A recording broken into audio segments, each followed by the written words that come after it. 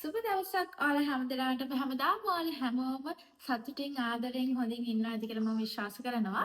ඉතින් ලස්සනට ඉන්න බලන් ඉන්න කෙල්ලෝ ටිකනේ මගේ channel එකත් එක්ක එකතු වෙලා ඉන්නේ. ඉතින් අදත් මම කතා කරන්න යන්නේ අපේ ලස්සන වැඩි කරන අපේ හිස කෙස් කොහොමද අපි grow කරගන්න නිසා healthy විදියට පවත්වාගෙන යන්න. අපේ daily routine එකට අපි මොනවාද කරන්න ඕනේ. මේක හරි සරල දේවල් ටිකක් හැබැයි අපි හරියට නොදන්න දේවල් ටිකක්. ඉතින් ඔයා මේ වීඩියෝ එක ස්කිප් නොකර බලන්න. ඔයාලට ගොඩාක් වටිනාකමක් එකතු කරයි. දිගටම රැඳිලා ඉන්න. අපි බලමු. එහෙනම් මොනවාද මේ ඩේලි රූටින් එකට අපි ඇඩ් කරගන්න ඕනේ? hair care routine කියලා.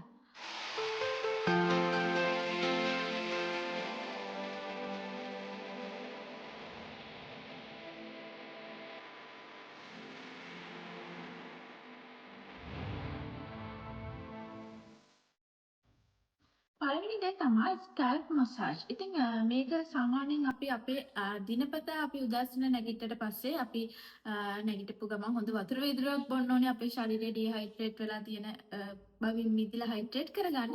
ඊට පස්සේ පුංචි විනාඩි 5ක් 10ක් වගේ කාලයක් අරගෙන ඔයාලට පුළුවන් වෙන්න ඕනේ හැමදාම ඔයාගේ ස්කැල්ප් එක මේ විදිහට මසාජ් කරගන්න. මේ ස්කැල්ප් මසාජ් කරන්නේ අපි අපේ මේ ෆින්ගර් මේ ටිප්ස් වලින්. ඒ කියන්නේ අපේ මේ ඇඟිලි තුඩු වලින් තමයි ස්කැල්ප් එක මසාජ් කරන්නේ. නේල්ස් වලින් අපි ස්කැල්ප් එක මසාජ් කරන්නේ නැහැ. ඒකට හේතුව නේල් වලට අපේ ස්කැල්ප් එක තුවාල වෙන්න පුළුවන්. ඒ නිසා අපි අපේ ස්කැල්ප් එක දිනපතාම විනාඩි 5ක් 10ක් වගේ කාලයක් අරගෙන අපේ ඇඟිලි තුඩු වලින් හොඳට මසාජ් කරන්න ඕනේ. ඉතින් මේක හරහා අපේ blood circulation එක වැඩි වෙනවා. ඒත් එක්කම අපේ hair grow වෙන්න මේක support එකක් වෙනවා වගේම අපේ කොණ්ඩේට අවශ්‍ය කරන පෝෂණය ලබා ගැනීමේදී මේකිනුත් යම්කිසි උපකාරයක් ලැබෙනවා. ඉතින් මේක හරි සරල දෙයක්. ඔයත් මතක් කරලා හැමදාම උදේට චූටි වෙලාවක් අරගෙන ඔයාගේ ස්කැල්ප් එක මසාජ් කරන්න. දෙවෙනි කාරණාව තමයි හිසකෙස් පීරීම. බොහෝ දෙනා හිතන්නේ හිසකෙස් පීරීම කියන්නේ ඉතා වැදගත් දෙයක් නෙමෙයි කියලා. ඉතින් ඇත්ත වශයෙන්ම ගත්තොත් එම දිනපතා අපි අපේ හිසකෙස් උදේට සහ හවසට පීරීම සිදු කළ යුතුයි. ඒ හරහා අර කලින් වගේම අපේ blood circulation එක වැඩි වෙනවා. ඒත් එක්කම අපේ hair growth එකට උදව් වෙනවා වගේම අපේ කොණ්ඩේ කැඩී යාම වෙනවා. මොකද අපි හිතන්නකෝ දවස් දෙකක් වගේ කාල සීමාවක් කොණ්ඩේ පීරන්නේ නැතුව ඉඳලා අපි කොණ්ඩේ පීරනකොට අපේ කොණ්ඩේ කැඩිලා යන්න බලනවා. මොකද ගැට ගැහෙන නිසා. ඉතින් අපි දිනපතා කොණ්ඩේ පීරනකොට අපේ මේ කොණ්ඩේ ගැට ගැහෙන්නේ නැතුව හරි ලස්සනට තියාගන්න පුළුවන්. ඒත් එක්කම මේ හරහා අපේ කොණ්ඩේ grow වෙන්න උදව් වෙනවා. ඉතින් මේක ගොඩ දෙනෙක් දන්නේ නැහැ. ඒ නිසා ඔයා දැන් මේක දැනගත්ත නිසා අද ඉඳන් ඔයා කොණ්ඩේ උදේ සහ හවස කොණ්ඩේ පීරන්න අමතක කරන්න එපා.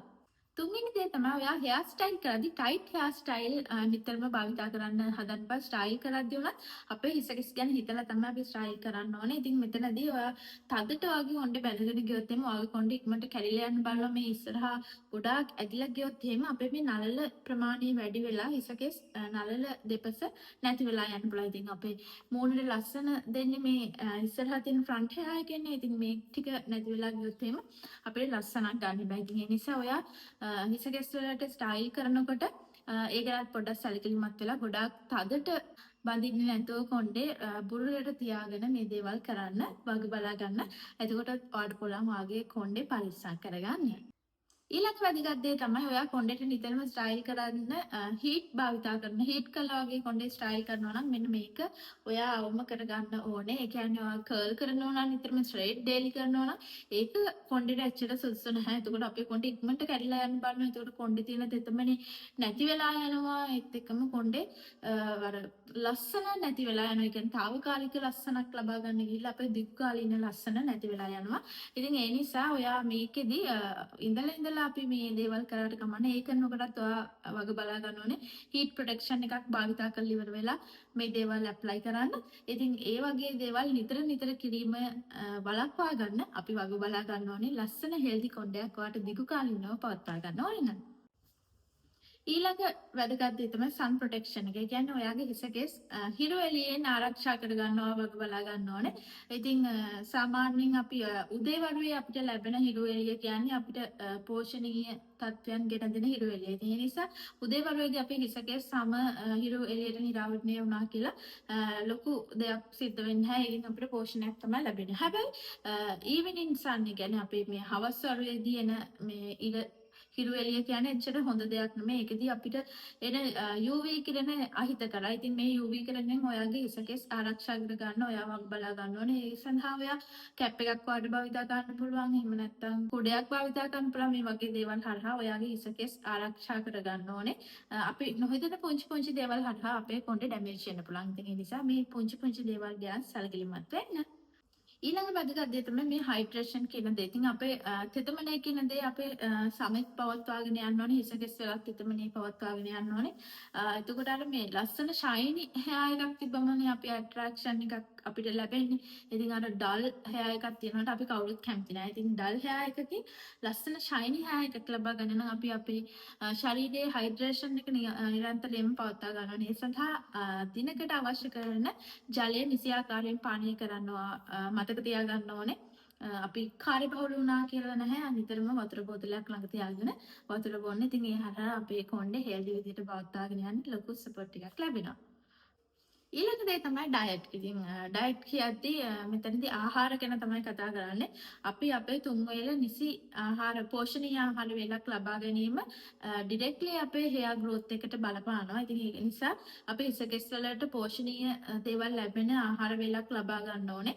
ඊට අමතරව අපි අපේ ආහාර වේල ස්කිප් කරන්න හොඳ නැහැ. සමහරක් අය උදේ ආහාරය ගන්නවා, දවල් ආහාරය ගන්න නැහැ, රාත්‍රී ආහාරය ගන්නකොට ආයි දවල් ආහාරය මගහැරෙනවා. මේ වගේ ආහාර වේලවල මගහැරීම තුළින් අපේ කොණ්ඩෙට හිසකෙස් වලට ලැබෙන පෝෂණයත් මගහැරෙනවා. ඉතින් ඒ නිසා ඔයාගේ ආහාර වේලවල මගහරින්න නැතුව අපේ ශරීරයට අවශ්‍ය කරන නිසි පෝෂණය නිසි ආකාරව ලබා ගැනීම තුළින් අපේ කොණ්ඩේ හරි ලස්සනට පවත්වා ගන්න පුළුවන්. ඊළඟ වැදගත් දේ තමයි නිින්ද. ඉතින් නිින්ද කියන්නේ අත්‍යවශ්‍යම දෙයක් හිසකෙස් සම්බන්ධ ගැටලු වලට.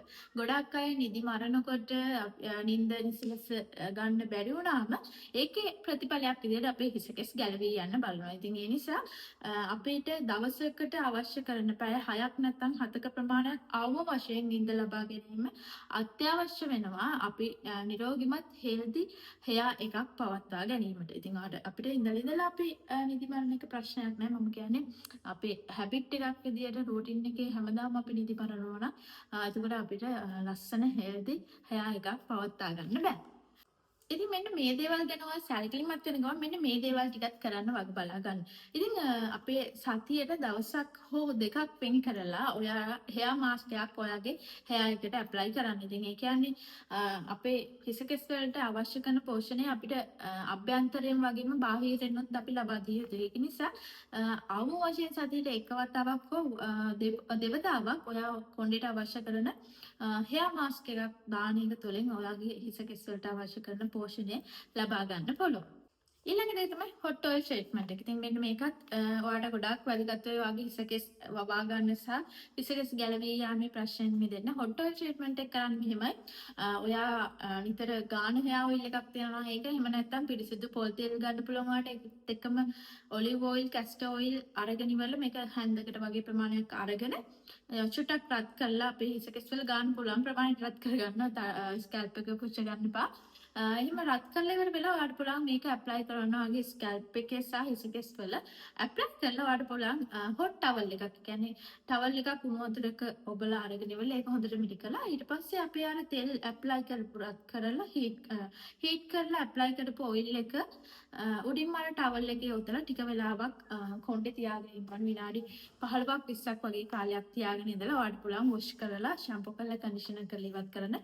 ඉතින් මේකත් සතියකට එකපාරක් වගේ කරන්න පුළුවන් නම් වඩාත් හොඳ ප්‍රතිඵල ගන්න පුළුවන්. ඉතින් මේ දේවල් ගොඩක් අය කරන්නේ නැහැ. ඉතින් කරන්නේ නැතුව හිසකෙස් වල වර්ධනයක් බලාපොරොත්තු වෙන හිසකෙස් ලස්සනට තියාගන්න උත්සාහ කරනවා. ඉතින් අපිට මොන හරි දෙයක් ලබා ගන්න ඕන නම් අපිට ඒ වෙනුවෙන් පුංචි හරි කැපකිරීමක් කරන්න වෙනවානේ.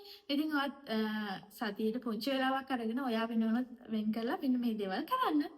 ඊළඟ දේ තමයි නෑම කියන දේ. ඉතින් මෙතනදී විශේෂයෙන් කියන්න ඕනේ සමහරක් අය අපි මේ කාර්යබහුල ලයිෆ් එකක ඉන්නේ. ඒක මම පිළිගන්නවා. හැබැයි අපි අනිවාර්යයෙන්ම සතියට අවම වශයෙන් 3 වතාවක්වත් නාන එක සිදු කළ යුතුමයි. එහෙම නැතුව සතියකට එකපාරක් නැත්නම් දෙපාරක් නාලා අපිට අපේ කොණ්ඩේ ලස්සනට තියාගන්න බෑ. ඒකට හේතුව තමයි අපි නිරන්තරයෙන් ගැටීමත් එක්ක අපිට අපේ ස්කැල්ප් එකට දාඩිය දානවා. ඒත් එක්කම මේ හරහා අපි නිතරම අපේ ස්කැල්ප් එක පිරිසිදු තියාගත්තේ නැතුනොත් බැක්ටීරියා ආසාදන ඇති වෙන්න පුළුවන්. ඉතින් මේ බැක්ටීරියා ආසාදන වල විසාර ටිකක් විදිහට අපේ සෙකස් ගැලවිලා යන්න පුළුවන්. හෙයාර් ග්‍රෝත් එකක් කොහොමත්ම සිද්ධ වෙන්නේ නැහැ. සහ අපේ කොණ්ඩේ අවලස්සන වෙනවා. ඒත් එක්කම ඩැන්ඩ්‍රෆ් වගේ තත්ත්වයන් නැති වෙනවා. ඉතින් ඒ නිසා මතක් කරලා ඔයා අනිවාර්යෙන්ම ගැහැණු පිරිමි ભેදයකින් තොරව දවසක් කර දවසක් වගේ නාලා පිරිසිදුව ඔයාගේ ස්කැල්ප් එක තියාගැනීම තුළින් ඔයාට පුළුවන් ඔයාගේ කොණ්ඩේ ලස්සනට තියාගන්න. ඉතින් මේ ටික තමයි මට ඔයාලට කියන්න ඕන වෙලා තිබ්බේ. ලස්සන කොණ්ඩයක් ලබා ගන්න ඔයාට ක්ලෝස් ඇටෙන්ෂන් එකක් වගේ හායකට දෙන්න වෙනවා. ඉතින් හරිම පුංචි සරල දේවල් ටිකක් මම අද කිව්වා. ඉතින් ඒ ටික කරන එක හරි අමාරු නෑ. ඉතින් ඒ ටික කරලා ඔයාලට පුළුවන් මේ වගේ ලස්සන හෙයාර් එකක් ගන්න. ඉතින් මම දැන් මේ වෙලේ නාලා ඉන්නේ. ඉතින් මගේ කොණ්ඩේ වේලිලා නැහැ. වේලලාම තමයි මේ කොණ්ඩේ තියෙන වොලියුම් එක පේන්නේ. දැන් වොලියුම් එක පේන්නේ නැහැ. මොකද කොණ්ඩේ තෙතයි. ඉතින් මේ වගේ ලස්සන කොණ්ඩයක් තියනට අපි හැමෝම කැමතිනේ. ඉතින් ලස්සන කොණ්ඩයක් අවාගෙන ලස්සනට ඉන්න. ඉතින් මෙන්න මේ පුංචි දේවල් ටිකක් කරලා බලන්න. ඉතින් කරලා බලලා කමෙන්ට් එකක් දාන්න. අද මේ වීඩියෝ එක බලුවා නම් මේකෙන් පුංචි හරි වටිනාකමක් ගත්තා නම් ඒත් කමෙන්ට් එකක් දාන්න. ඉතින් ආයෙත් දවසක මේ වගේ වටිනා වීඩියෝ එකක් හමු වෙන බලාපොරොත්තු වෙන්න. අදට ගිහලා ඉන්න channel එක subscribe කරලා තියාගන්න.